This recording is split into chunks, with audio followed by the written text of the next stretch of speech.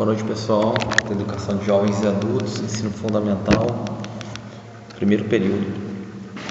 Pessoal, a gente já falou do Egito, né?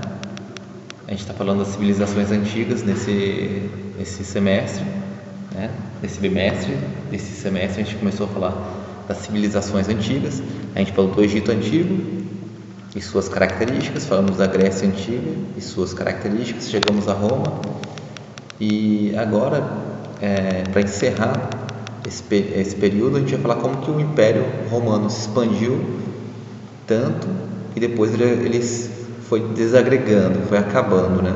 Então o PET, ele aborda aqui desde a questão do exército romano, né, de ser um exército muito bem treinado. Então Roma tem essa fama de um exército muito bem treinado, até por isso conseguiu conquistar a Ásia, a África e a Europa. Então aqui tem até um mapa aqui, né, da onde o Império Romano acabou se expandindo, né?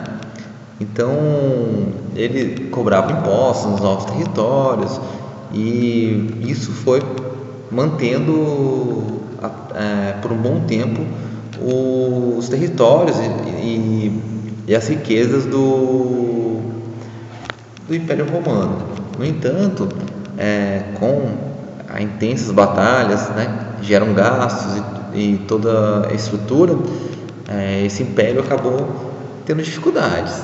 E ali começou a crise do Império Romano, né? Então, a crise, um dos primeiros impactos aqui que o PET fala é a questão da produção de alimentos. Então, como que você tem um império tão grande, você tem que alimentar essas pessoas, né, para poder manter minimamente a ordem. Anteriormente, pessoal, na semana 5, a gente viu lá a questão do pão e circo, a política do pão e circo, né?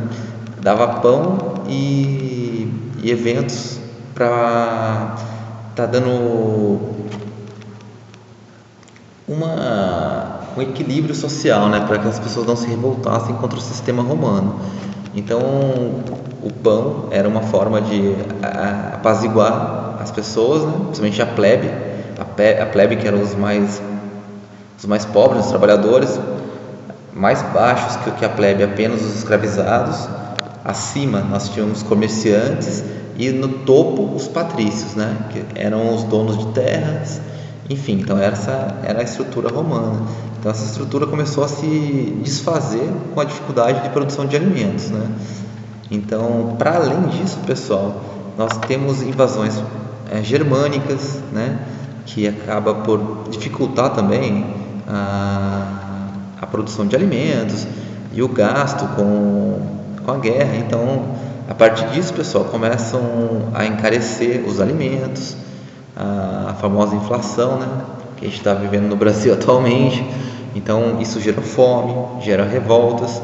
Então, isso dificultava a manutenção desses exércitos, né, como que controlar essa invasão germânica, né? Os romanos denominavam qualquer povo que não era romano de bárbaro, né? Então eles chamavam todos esses povos de bárbaro. Então ele falava que quando um germânico entrava em conflito, né, e acabava controlando sua terra, ele fala que foram invadidos por bárbaros, né?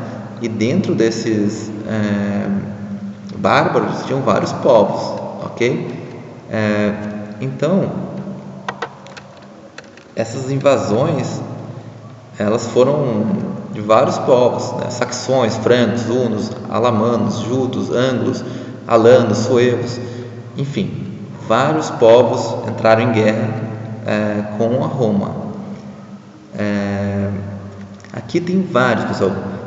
Por conta do enfraquecimento do exército e das crises internas, os germânicos foram ganhando as batalhas e dominando os territórios de Roma, que se viu obrigada a dividir seu território em dois territórios: Império Romano Ocidental, cuja capital passou a ser a cidade de Mediolano e depois Ravenna, e do outro lado o Império Romano Oriental, que passou a ter como capital a cidade de Bizâncio, que depois seria conhecida como Constantinopla. Então o mapa aqui, pessoal, você consegue observar o lado ocidental e o lado oriental. Constantinopla, né, pessoal? Como a gente viu lá na semana 5, que Constantino aderiu ao cristianismo, mesmo assim não adiantou e Roma acabou sendo dividida, né?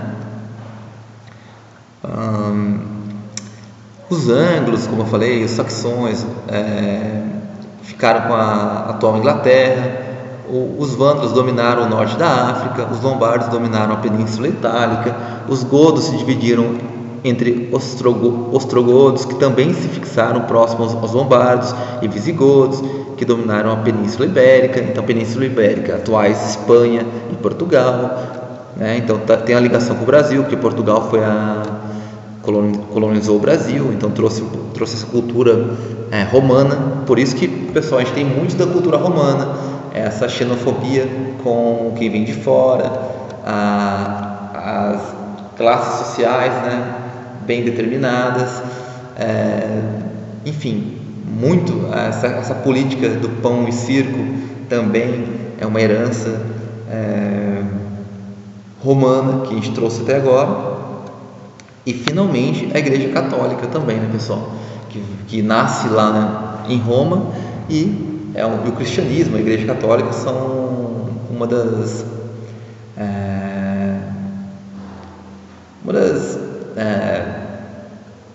dos levantes culturais mais importantes aí da civilização ocidental, ok, pessoal?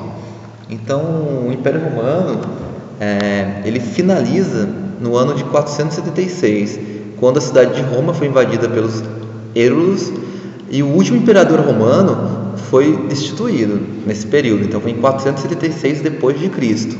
O estabelecimento dos povos germânicos nas antigas terras romanas levou ao surgimento de novos reinos, que originaram as nações modernas da Europa. Como eu falei ali em cima, como aparece no PET, cada povo fundou um país ali, se você analisar, né? Ou mais ou menos uma região da Europa. As transformações que aconteceram nesse processo resultaram na formação das características que definiram a Europa no auge do período medieval. Então, pessoal, logo que acaba aqui o Império Romano, a gente começa a surgir os feudos, né, que a gente vai estudar mais para frente. As pequenas comunidades, né, não tinha mais um império comandando, não era centralizado o poder ficou dividido, né? Então isso caracterizou o período medieval. Ok, pessoal? Então são várias características que a gente observa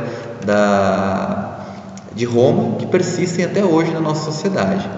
Pessoal, aqui tem as questões, né? 1, 2, 3, que eu abordei aqui dentro do conteúdo. Vocês têm capacidade para responder, tentem responder.